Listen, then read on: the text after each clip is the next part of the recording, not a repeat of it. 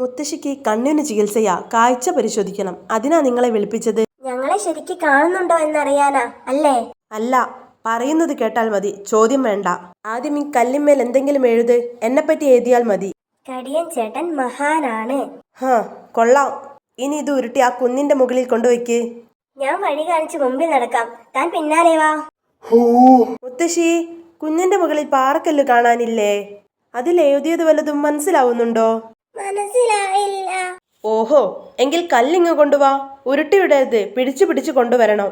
വഴി മനസ്സിലായല്ലോ, ഇനി ഞാൻ പിന്നിൽ നടക്കാം. മുന്നിൽ കയറി നടന്നിട്ട് ഈ മണ്ണ് കല്ല് വിട്ടാൽ കുഴപ്പമാ. എഴുതിയത് മുത്തശ്ശിക്ക് മനസ്സിലായില്ല. ഒന്നുകൂടി കടുപ്പം കൂട്ടി എഴുതണം. കടുപ്പ് മഹാൻ എന്ന് എഴുതിയാലോ? മതി, ഇനി തള്ളിക്കയറ്റിക്കോ.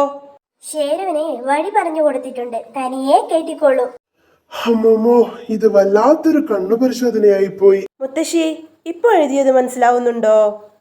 ഇല്ല, മനസ്സിലാവുന്നില്ല. എന്നാ പിന്നെ ഒന്നുകൂടി കൊണ്ടുവാ. കടിയൻ ചേട്ടൻ മഹാനാണ്, ഇപ്പോഴും മനസ്സിലാവുന്നില്ല. ഷടാ, എങ്കിൽ മരുന്ന് ഫലിച്ചില്ല. ആ മൂങ്ങ വൈദ്യരിങ്ങ് വിളിക്ക്. അതെന്തിനാ മോനെ? എന്തിനാണെന്നോ? മുത്തശ്ശിയല്ലേ പറഞ്ഞത് എഴുതിയത് വായിക്കാൻ പറ്റുന്നില്ലെന്ന്. വായിക്കാനൊക്കെ എനിക്ക് പറ്റി, പക്ഷേ കാഴ്ച പരിശോധിക്കാൻ വേണ്ടി ഈ മണ്ടം പണിയൊക്കെ ചെയ്യിക്കുന്ന നീ മഹാനാണ് എന്ന് എഴുതിയതാ മനസ്സിലാവാത്തത്.